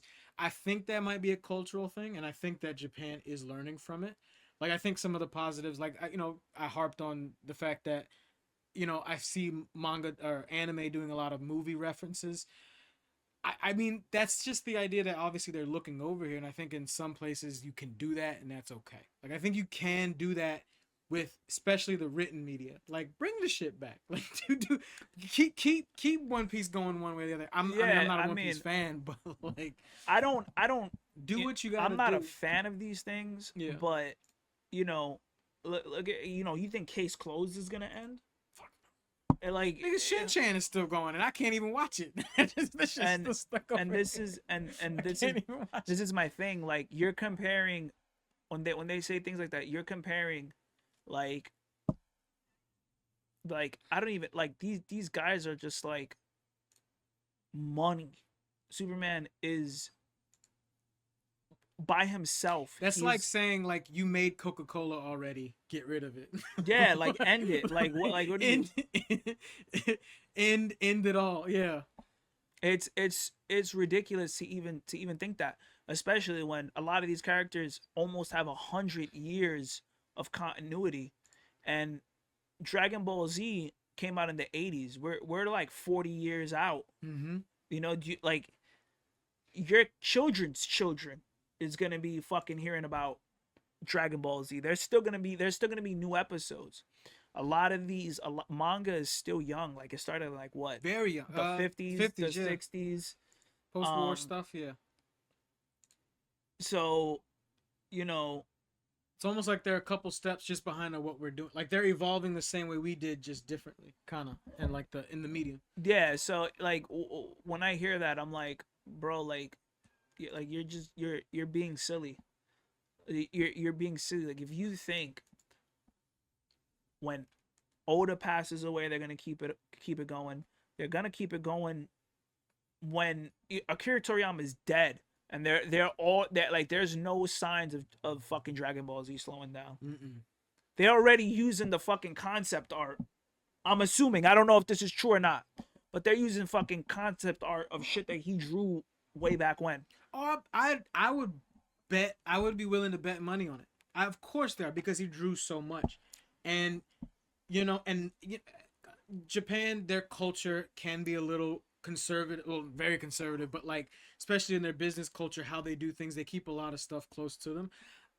In my opinion, I feel like even with Super taking so long to get to, because remember Super was the manga, people were talking about it, but yet there was no sign of release, there was no sign of whatever. It's almost like maybe they might have known that his health was declining, and maybe they just needed some extra shit in the tank, because now they're releasing. This year they're gonna start animating a saga from 2 sagas ago, which means you still got shit in the tank. He has an understudy. He had a guy that he taught, not Toriyama, but Toi something, whatever. I can't remember the guy's name. They're giving him time to get the shit together. They got 2 arcs in the tank that they can literally release for the next 5 to 10 years. By that point, this guy will be so ready to continue the story It's already. But this is It's but already- this is and then it's this is already and going then on. this is like another point where it goes back to American comics where it's just like, oh, people go, oh, they changed too many writers, and I'm like, you have no idea, you have no idea. It's gonna happen with Japanese comics as well, because these guys are gonna, a lot of them are gonna retire, a lot of them are gonna pass away, More and likely there's too pass. much money left on the table for these guys to go, you know what, let's end it. Did they do that with Berserk? Fuck no. They got another guy writing it. Mhm. Did they do that with Dragon Ball Z? One of the fucking most biggest recognizable fucking Japanese comics of all time. Goku is one of the most recognizable foreign comic book characters outside of Batman, Superman, Spider-Man. You really fucking think they're gonna stop it because he fucking, when Oda passes away or when Luffy finds the One Piece, you think the story stops there? No, fuck no. Fuck, they got like a good another 30, 40 years in them before they fucking call it quits. So like, spare me like all of this nonsense of, oh, it changes too many writers, oh, it changes. I like that American comics change writers because it's sometimes it's bad and sometimes it's amazing where we can see other people come up with these stories. We get like different flavors, we get different styles, we get different, you know, we get to see characters in a new lens, and it's something that I wish, we let some of these new guys cook on. We get some of the understudies of Akira Toriyama. Like, let this Mhm. guy cook. Let him do his own spin-off of Dragon Ball Z. Because Like, he might take it in a direction that just Akira couldn't possibly conceive. mhm. But the IP is good. The character is good. The source material is built and it's there. And I think that's I feel like I definitely am seeing that's with the return there. Now you remember they were talking about the big threes and all this stuff. Now I'm hearing the Titans, the four Titans. That's what I'm hearing now because they're trying to include everybody again. They're trying to do the bleach because they're saying that all four will be running again in this coming year. Like we're gonna get the finishing of the Thousand Year Blood War arc. They're gonna be, I think Boruto is doing something, or they're gonna do something else with Naruto, and then obviously we got Dragon Ball, and then we got One Piece. So yeah, all four are gonna be running. This is the start of our, what is it? Superman, Batman, Spider-Man, Hulk, or whatever the fuck the famous four from each thing is. This is the beginning of that, and then whatever else grows and becomes something, uh, hopefully will stick around. But now, when you sent me this, I was like, I don't know how he's gonna take this one. Yeah, I mean, I listen. I see both sides of the coin. Like, I could see why somebody who reads manga wouldn't want to read Western comics, and I could. there's preferences. I understand preferences I mean, I mean, 110%. Yeah. I read both, and I know a lot about both, and I read like a lot of really good shit from both, and there's a lot of good stories from manga, and there's a lot of bad stories from manga, and there's a lot of good stories from American comics, and there's a lot of bad stories from American comics. So I mean, my the way I'm taking it is that uh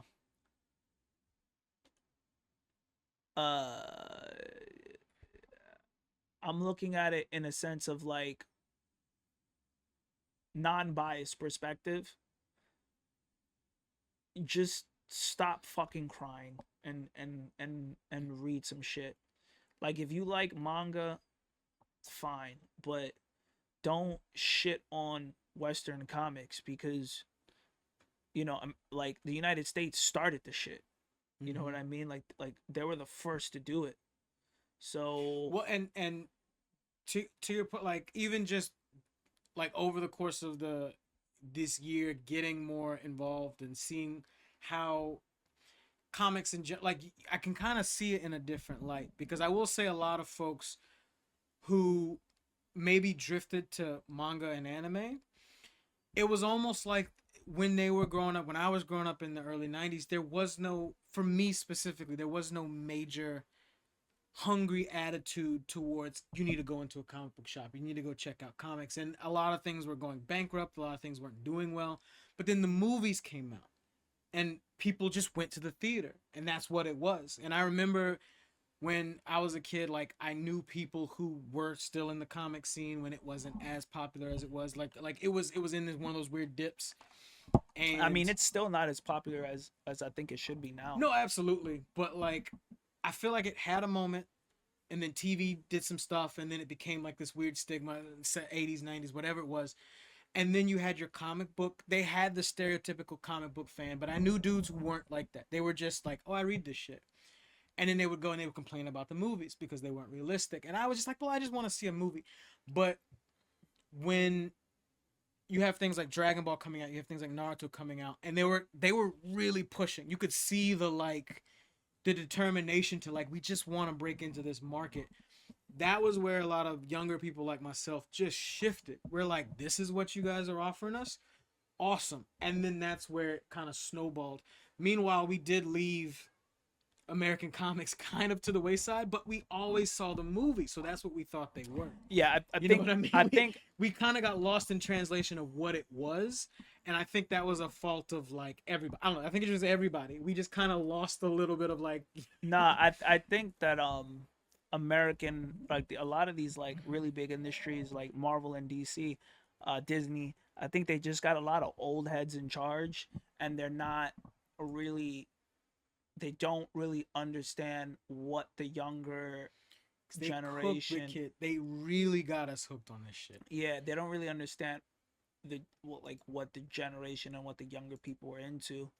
And I think for me, what it really comes down to is like, if I've never Marvel or DC, if I was trying to get into it and then I tried to buy a graphic novel, it was 25-30 bucks. I'm a teenager, I don't have that. So okay, I can't do that.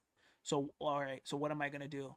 Okay, well, I want to go see the movie, and then I'm a teenager, I'm a kid. All right, I gotta spend $20 on the ticket, another $20 on popcorn and food to go with my friends. That's 40 bucks. Can't do it.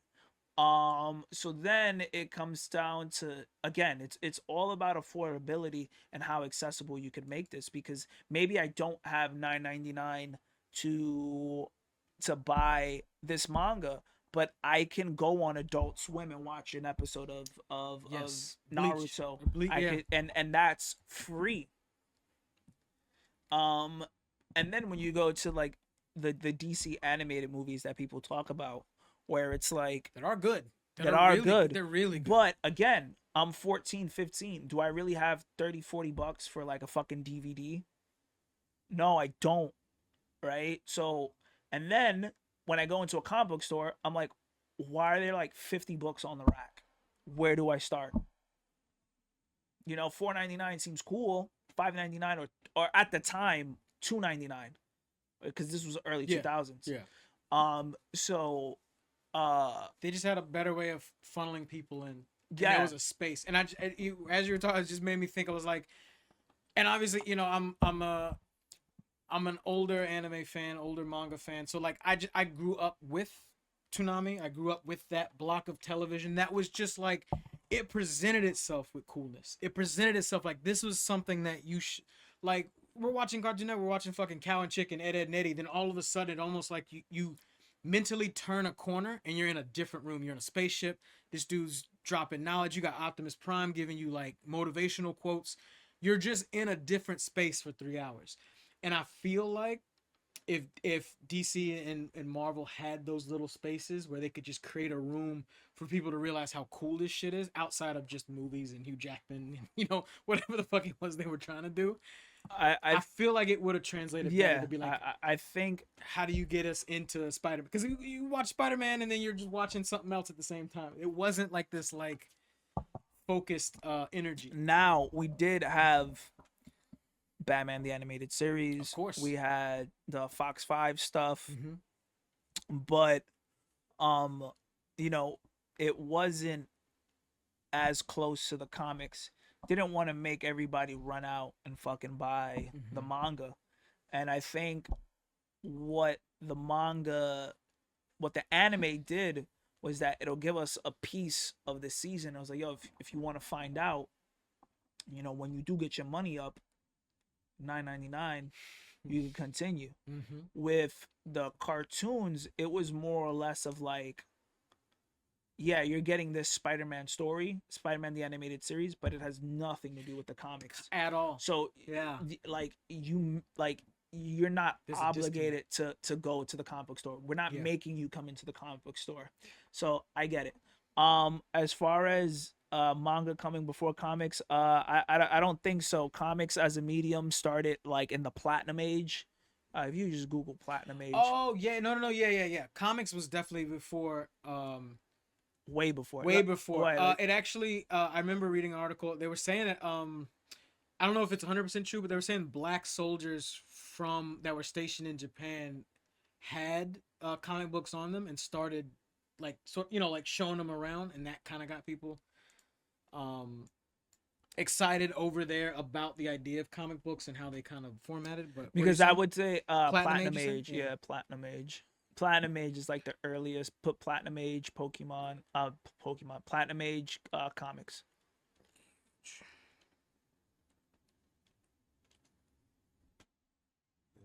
(1897) 1938. Yeah, no, comics were out, bro. They were out. Yeah, 1897. They were out. Fucking crazy. They were out. Yeah.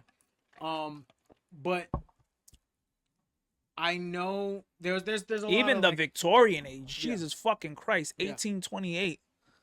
I didn't even know that it even went. I thought it was Platinum Age. and Japan was doing little comic strips, and they had their different types of art, like the little kabuki arts and the different fables and tales that they were doing. But the comic book format started with like the Sunday funnies, your Archie types, all that stuff, and then you had Action Comics, you had this stuff.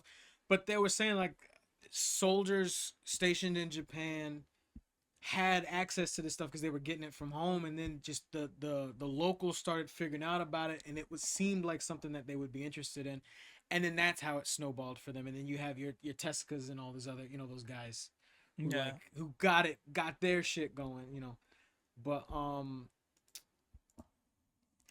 no, but it's just, and obviously like Japan just does shit the way they do it, man. Like they're these are these are the descendants of samurais. These guys really, like, their work ethic is sometimes like it's good to a fault. Like it's the shit that they do over there is crazy. That and they figure out a way to get this shit across. They've made manga a little bit more culturally accepted more than comics. I don't really know like how much, because I'm not from Japan, so I don't know how much manga or being a mangaka or working in the anime field or the otaku industry. I don't know how much that's welcomed, but I would say it's definitely less, or at the time it was less frowned upon than doing that.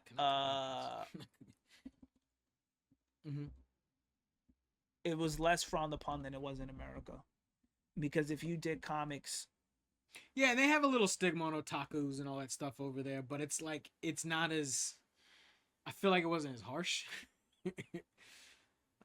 Yeah. So, I guess you could take Japanese comics history.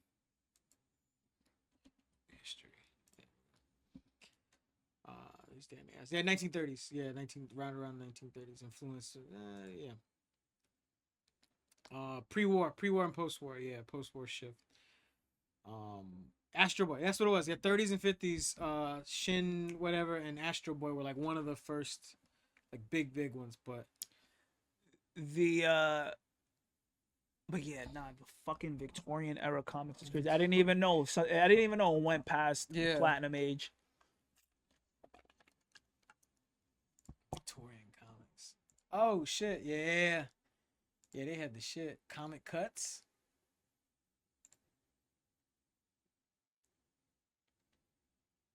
I could see that. 50 Cent.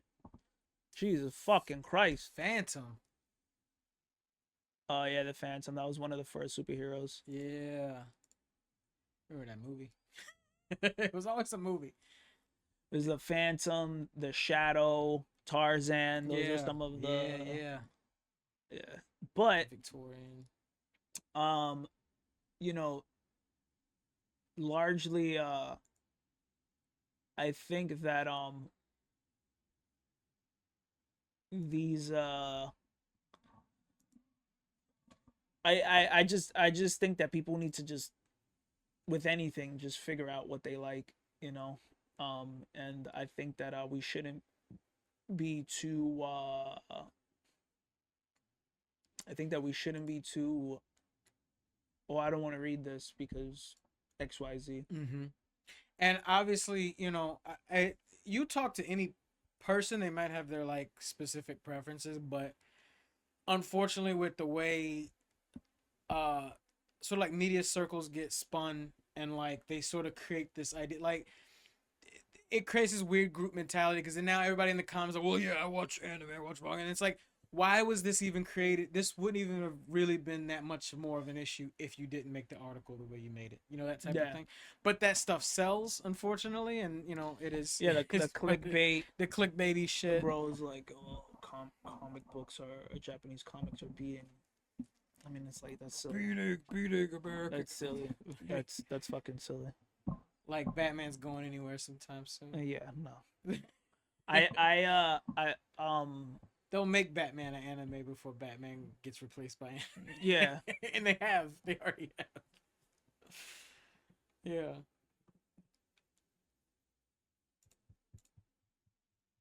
But nah, I did do we have anything else?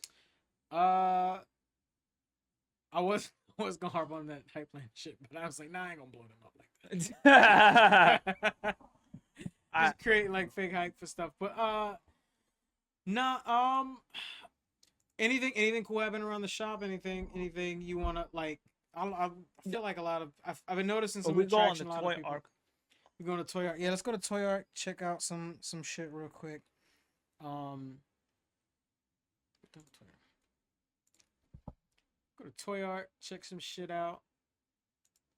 We got a Wolverine. What's the difference between this and the CT toy? That's right? Exactly what I was thinking. Exactly what I was thinking. You're just buying the brand at that point. Literally. It looks nice. It looks cool. But I don't know if that shit is gonna snap in half on me anymore, bro. And if it does, it better be a $30 snap in half and not a $80, $90 snap. Nah, these are definitely 100. Yeah, that's what I'm saying. It's like if it snaps in half because I paid $30 for it, then fine. If it snaps in half because I paid $100, I'm pissed. I'm immediately upset. Do you see the He-Man trip? No, I haven't. Should I see it? Does it look cool? Do they show Jared Leto? Yeah, they do, but like a couple frames. But he's got a skull over his face. I don't give a fuck then. He's got like, it's not gonna look like Jared Leto. It's probably him in the suit, but he literally looks like Skeletor. Like it's just a skull face. And so they did the Darth Vader. They're gonna Darth Vader him, yeah. And I'm sure he's doing the voice, and I'm sure he's doing the motions and the actions, but at least they're doing that. To be honest, I'm gonna wait for a longer trailer. Oh, this is cool. This is the fan I did art see shit. that. I did see that. I thought this that was or cool his cover art shit. We actually have that comic in the shop. Really? Yeah, we have that with that cover. Yes. Like the one that they published in America. Like the floppy. Yeah. Like just a single chapter. You know what I want? He never wore that in the. He never did in the show. Yeah, he never wore it in the show. All this was just like for the manga, for the cover page. Yeah. I will say this. I want. You know what I really want? Dragon Ball Z to go back to, or Ball in general, is I really do want a little more emphasis on the martial art aspect of it. Like I like poses like this, and like in the earlier days before it was all beam struggles and just like the quick, the quick fight exchange panels and all that stuff. I really want these like OG poses again. I want that vibe. I need him to do a real martial arc. But hopefully this new guy will cook some of that stuff up. I'm not. I'm not gonna hold my breath. But they might just want him to keep it. Yeah, I They- mean, I know it's gonna stay goofy. It's gonna stay doing what it's doing, but there's something about it. Yeah, teaser. Yeah, it's okay. A lot of people are giving it. They're already, them boys that say, "Oh, it's woke, it's woke." There's a scene where you see what's his name? Adam? Is that his Earth alter ego? Because it's like he's from Earth, but then he gets the sword and becomes the guy from his other lineage or whatever. I think his name's Adam something. And in the trailer, they got him sitting on a desk, and it has his pronouns in it. So it's like, my name is Adam, but then underneath it says he/him. In my mind, it's clearly a quick joke to He-Man, right? But niggas, we got pronouns in the thing. Da, da, da, da, da, da. He's He-Man. He's He-Man. Hold on. He-Man. Teaser trailer. Let's see. Let me just go to images. Desk. I'm just gonna do the desk joint. Adam Glenn. So they do a shot of this. He's sitting at his desk, and he's fantasizing about. And the cool thing is, it all looks very like cartoon accurate. So I kind of like that. It's kind of funny. It's cool. Like they're not trying to overcool him. He's a nigga in a loincloth. Like he looks like Conan, for a reason. But a lot of niggas is upset that it has the he, but it says he/him on the thing. Somebody photoshopped that. But it's like Adam Glenn, he/him, right? Because pronouns, whatever. But it's clearly just a joke for He-Man. That's all it is. That's clever. It's clearly just a joke. Oh, there it is. But niggas, they the Hollywood's soft and it's all this, fucking soy boy, cut boy shit, whatever. I think it's gonna be a little bit of an Avengers knockoff. I think there's gonna be some funny references and nostalgia factor to it. I'll watch it because I got the pass. AMC, not a plug. I just have it because I watch movies. I'm probably gonna see this on a random weekend and laugh, have a good time. Oh, is that when they showed him? Yeah, that's Leto. Yeah, and they show him do like some mouth animation, so he's just a skull. Huh. It looks cartoon accurate. I think it'll be fun. I think Yeah, it looks fine. I don't have a problem. I don't have with it. any opinion on it because I'm also He-Man's such an old property that I don't give a shit about He-Man. Like I watched it as a kid.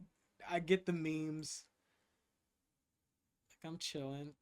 It's a Mafex. Yeah, Batman Hush. Oh shit.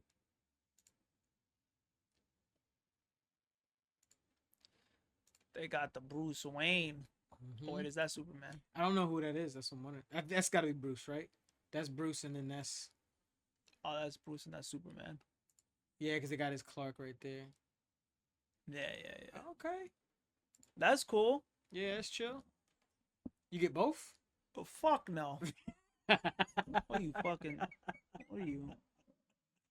They want $100 for each. Damn. What are you fucking crazy? That was the McFarlane joint we was looking at. That's cool. Oh, red, black, white, and green. That's kind of cool. Whatever. I like the red more, but that's kind of cool. still. Whatever. You know, fucking keep making. Turtles, bro. It's the Turtles forever. Ooh, okay. Okay. Yeah, that looks crazy. Okay. That's a figure. Yeah. Hold up. Yeah. Where's my arrow? There it is. Looks good. Yeah, it's kind of tough. Full leather jacket too. I forgot this thing had Tim's with the tongue out. He does.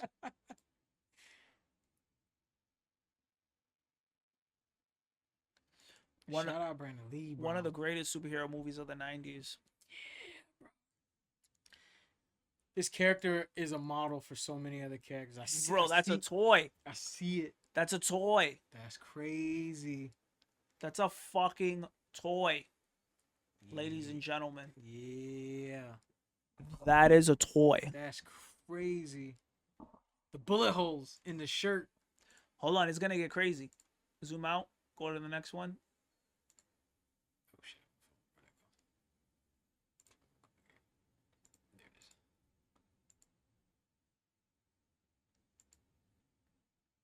Yeah. Keep going. That is a toy. That's crazy.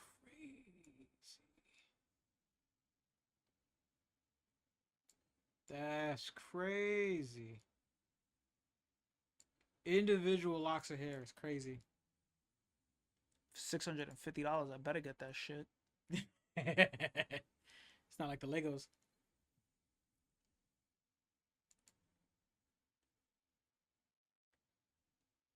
And the scars on the face, the ring, got a crow. It comes with the chair. Comes with the chair. It's crazy. That's cool. That's really cool. That chair. Comes with the bullet hole hand. Bullet hole. The Jesus piece.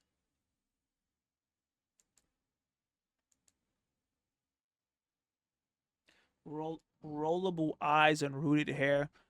12 inches body. 13 interchangeable hands. Black boots. Magnetic. Real leather trousers. Real leather coat. Black linen shirt. Ring with neck strap. Katana sword. Shotgun. Flying crow. Electric guitar with real leather shoulder strap. Ancient red chair. Magnetic stand.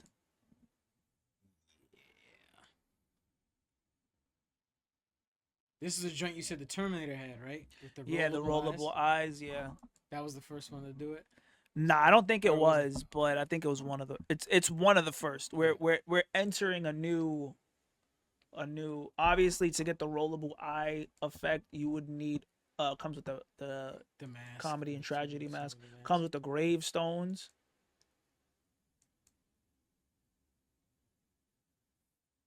It's the gold edition. Yeah. Flying crow, white mask, White perched mask, crow, perched crow. bouquet, diorama with graves.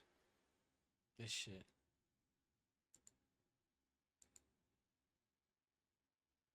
Then if Oh, you the- want to get crazy, Yeah. then if you want to get crazy, that's if you want to spend $850. You get the whole background.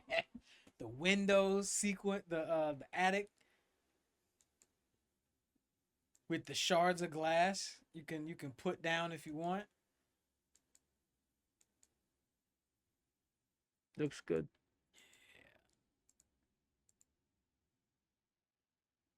Bring out your checkbooks. Let me see where we going. What we spending?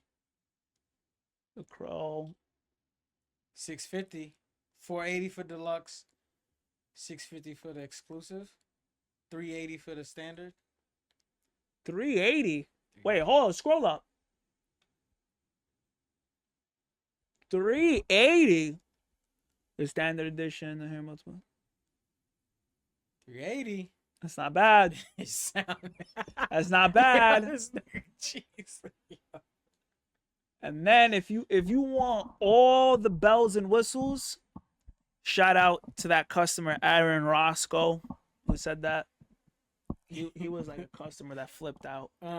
But if you want all the bells and whistles, if you want the chair, the window, the gravestone, all that jazz, the mask is gonna be $650 with tax, with shipping, with tariff fees. It's probably gonna end up around almost $800. Yeah. But 380 just for the regular. Listen, I spent $350 on the Terminator. So this might honestly think that's coming home.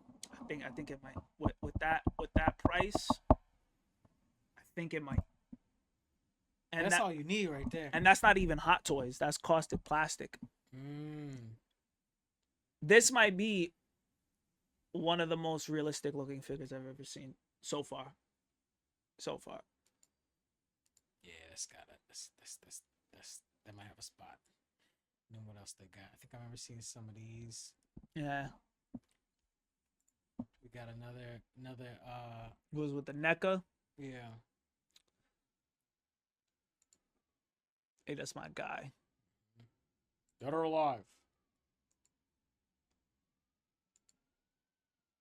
Chip. We need to He get was a, in Detroit, right? yeah. He lives in Detroit. Oh, Detroit PD. we need a proper whatchamacallit. We need a proper Supposed to be two. RoboCop Terminator movie. Yeah. Yeah. Yo, did you ever play the game? I heard the game was actually pretty fun. There was 2 versions of the game. It felt like a rail shooter because he walks slow, but people said it was still worth it. Like it was like The one for Sega? like What are you talking the about? new one that came out. Oh, the new one was pretty I decent. heard it was good. Like was it's like free. he walks slow, but it's like cause he's actually so it kind of feels like a rail shooter in certain parts. It was really but good. It was really good. I heard that shit was fun I mean, it was really good for a free game. for free game. Yeah. Yes, it was really good for a free Now I game. played the NES one a lot as a kid, but I couldn't get past like the second boss, so I stopped playing. But I love every second of it until I got to that part. I always liked it. The Terminator RoboCop. Oh, the Ash Williams Oh yeah. go down. Yeah. That one's fire too.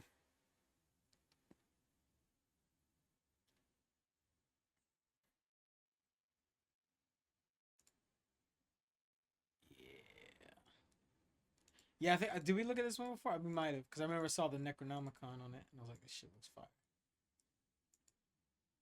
That N- one is cool. Though. Not as crazy as the Crow one, but still Yeah. fire.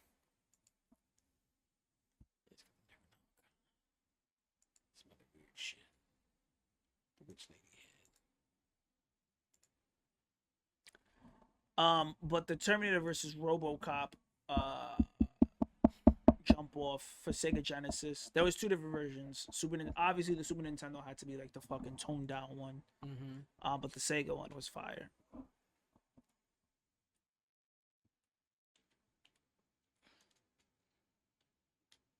Films? I said Sega. Sega.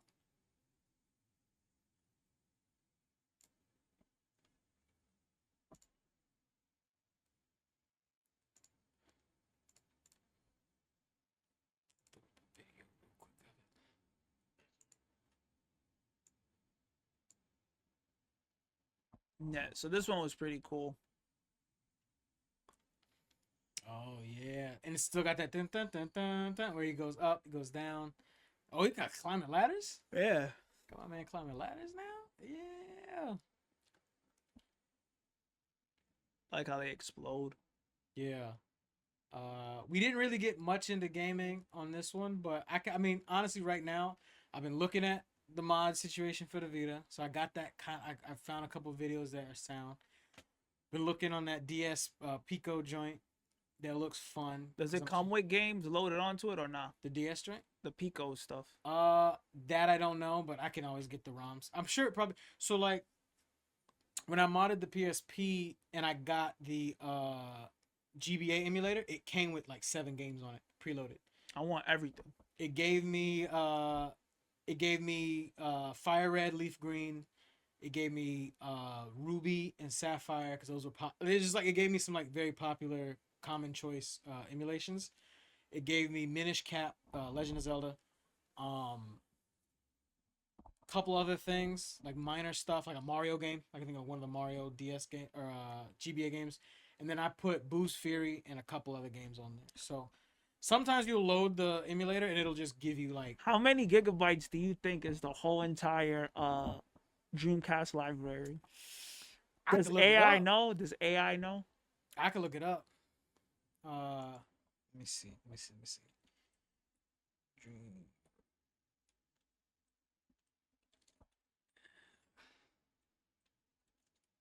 Very size. The full CDH format. What did he say? Around 300 gigs? Where'd the guy go? 230 gigabytes. CDI pack. Around 260 gigabytes. The GDI pack of the NT SC library is around 3. How much? So just shy of 300 gigabytes. So what's the largest Vita memory? Well, it depends. You could get the ones that are adapters, and then just put a micro in there. And the micros go up to 1 TB. So like I have a because you know what you call it. PSP uses the memory stick. Mm-hmm. It's not a real one. It's just a formatted one that has a dual-sided micro SD slot in it. So I got a 64 in it and another 6 and like a 128 in the other side. So the, you could get the Vita has a I think they use micro SD. I can let me see. Vita.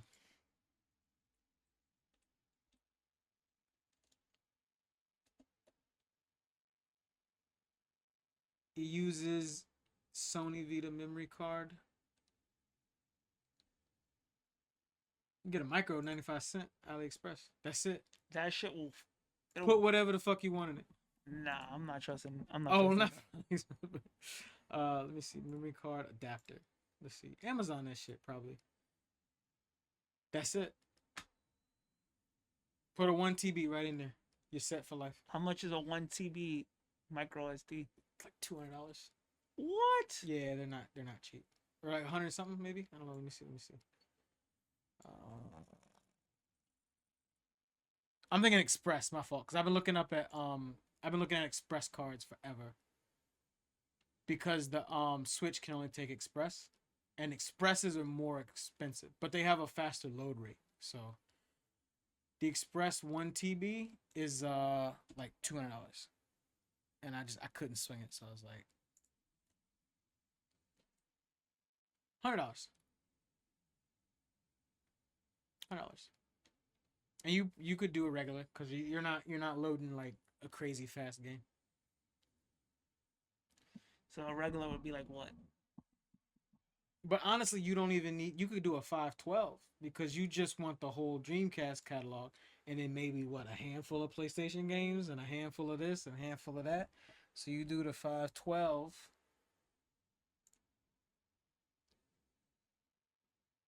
Do the 512. 60 bucks. What's this one? What you running? $50 used. Yeah, we're gonna have to take a look at that. Yeah. I went to stop by. So I went to shout out my boy Steve Skits. He has like an anime collective club. That he has a Discord for, and he does like events where they'll go out and watch like anime movies. Oh and stuff, wow! or whatever. Wait, Steve Skits? Is that how he gets all the ladies? Yeah, pretty much. For his anime Yeah, bro. collective club. Yep. They be pulling up. They be in the chats talking. Oh, what else, Steve? You know. But he did a thing for Japan Village. We went to Japan Village like a couple days ago, few days back. Just to meet up, just trying to be like, yo, anybody want to go and check out Japan Village who hasn't gone in Brooklyn? While I was waiting for everybody to show up, I just swung over to Brooklyn Game Shack for like a sec. He's saying he out of Vitas. Everybody out of the handhelds right now, for the most part. So, how much does he sell them for though? I don't know. I'd assume kind of what J&L did it for, or not J&L. Video Games New York did it for. How much they sell the Vitas for? Actually, I don't know. And now I think about it, I've only seen PSPs. Now I think about it. How much they sell it for? PSPs were around 150. So the Vita got to be less than that, right? Pretty much around the same. They're usually around the same price because the Vita was even less selling than the PSP. So, probably not too much, and then add another 100 on it. So you're spending basically the price of a small console for a whole library. And then the what's gonna take time, unless I find a place where you can get the whole shit in one go, which I know somebody has, but I don't know what websites I gotta go, what deep channels I gotta find. I would have to download like games at a time, and that will take time because it's like Nigga, I can go to Cool ROMs right now and that shit'll just scroll. Like, have you ever visited through Cool ROMs? I know what Cool ROMs is. That's usually where I get some of mine or some other spots. I thought they got shut down. Nope. I just literally used it last week. I used that shit like 2 weeks ago. It was, at least to my knowledge. They don't got they don't got everything in one folder. All the entire. I'm pretty sure they. I know somebody has it, but I don't know if the places I've gone to have. It just seems like a lot. It seems, I don't know. Maybe I think maybe, I don't know. Dreamcast is so popular and beloved Yeah. that like somebody somewhere has to have it. Ready. Oh, I'm sure. Let me just see.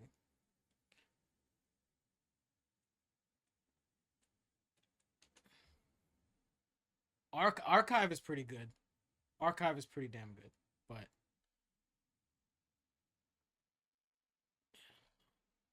I'll look into. I ain't gonna click on that these and get my shit. but regardless, I can find them and figure it out. You just gotta get there. Yeah, I was thinking about doing the same with the DS, the Pico card. But the DSs are expensive. What you mean?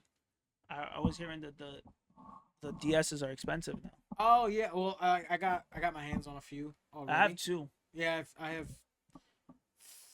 3 currently, and they're from my lady. Her nephews had it, and she found it in the junk just sitting around in the estate, and I literally went to Game Shack and bought Mario Hoops 3-on-3, the only Mario basketball game, fully dedicated basketball game, fire ass game. Great mechanics because you could use the stylus to dribble. You could literally cross niggas up in real time. Never seen a game do it like that before. And but yeah, and I was thinking about getting that and just modding a bunch of shit on there eventually, but now we gonna get it together. We gonna get all this stuff together. No, well, I guess that's it Yeah, for today. Closing notes. Anything crazy? No, I don't have any closing notes. Honestly. Yeah. Nah, we did. Hey, I posted some of these in some of the discords I'm in. You know, Werewolf, appreciate you pulling up, and anybody else who pulls up. Werewolf by night. Werewolf by night.